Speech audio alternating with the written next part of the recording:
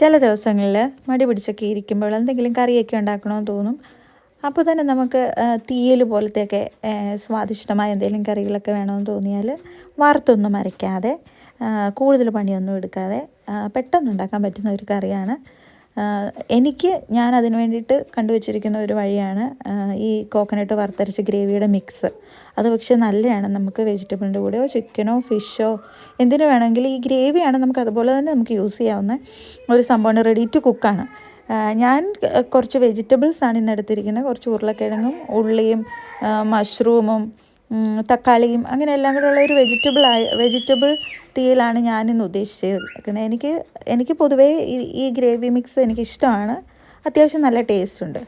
പിന്നെ ഞാനിതിനെ കുറച്ച് മഞ്ഞൾപ്പൊടി ഉപ്പുമൊക്കെ ഇട്ട് ഞാനതിനെ വേവിക്കാൻ വെച്ചു. ആ സമയം കൊണ്ട് നമ്മുടെ അരിയും അവിടെ ഇരുന്ന് വേവട്ടെ. ഇത് കഴിഞ്ഞ ദിവസം ലിഡിൽ നിന്ന് വാങ്ങിച്ച മത്തിയുടെ പാക്കറ്റാണ്, ഫ്രോസൺ മത്തി. കൊള്ളാമോ ഇല്ലയോ എന്നുള്ള എനിക്കൊരു കുറച്ച് ടെൻഷനുണ്ട്. പക്ഷേ എങ്കിലും ഞാനൊന്ന് ട്രൈ ചെയ്യാമെന്ന് വെച്ചു. അത്യാവശ്യം നല്ല വലിപ്പമുള്ള മത്തിയാണത്. അത് വറക്കാൻ വെച്ചു. എൻ്റെ കൂടെ കുറച്ച് കറിവേപ്പിലയൊക്കെ വാരി വിതറണമെന്നുണ്ട്. ഇതെൻ്റെ സ്വന്തം കറിവേപ്പാണ്. പക്ഷെ അതിനകത്തുനിന്ന് ഞാനൊന്നും എടുക്കില്ല. അത് ഞാൻ കാണാൻ വെച്ചിരിക്കുന്നതാണ്.